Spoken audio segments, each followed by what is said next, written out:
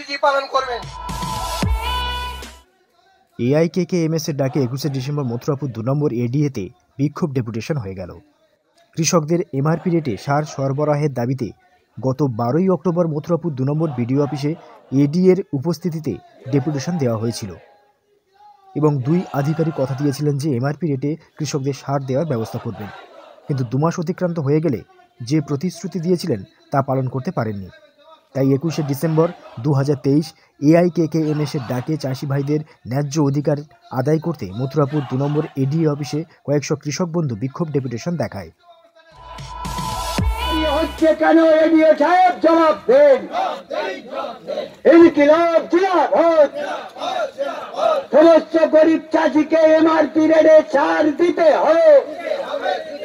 সমস্ত গরিব চাষিকে এমআরপি রেটে সার সরবরাহ করতে হবে।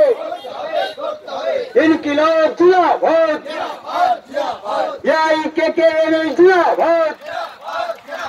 এআইকেকেএমএসের নেতৃত্বে দুর্বার কৃষক আন্দোলন গড়ে তোলেন। এআইকেকেএমএসের নেতৃত্বে পাড়ায় পাড়ায় দুর্বার কৃষক আন্দোলন গড়ে তোলেন। ইনকিলাব জিন্দাবাদ। সারা ভারত কৃষক ও খেত মজদুর সংগঠন জিন্দাবাদ। সারা ভারত কৃষক ও খেত মজদুর সংগঠনের ডাকে আজকের বিক্ষোভ ডেপুটেশনে দলে দলে যোগ দেন। এমআরপি রেটে সার সরবরাহ, চাষিদের উৎপাদিত পণ্য আইনসঙ্গত করা, গরিব মানুষদের সারা বছর কাজ সহ বার্ধক্য ভাতা প্রদান, স্মার্ট মিটার বাতিল, 2022-এর বিদ্যুতের বিল বাতিল সহ একাধিক দাবি নিয়ে এদিন এআইকেকেএমএস এর ডাকে কয়েকশো কৃষক বিক্ষোভ দেখান।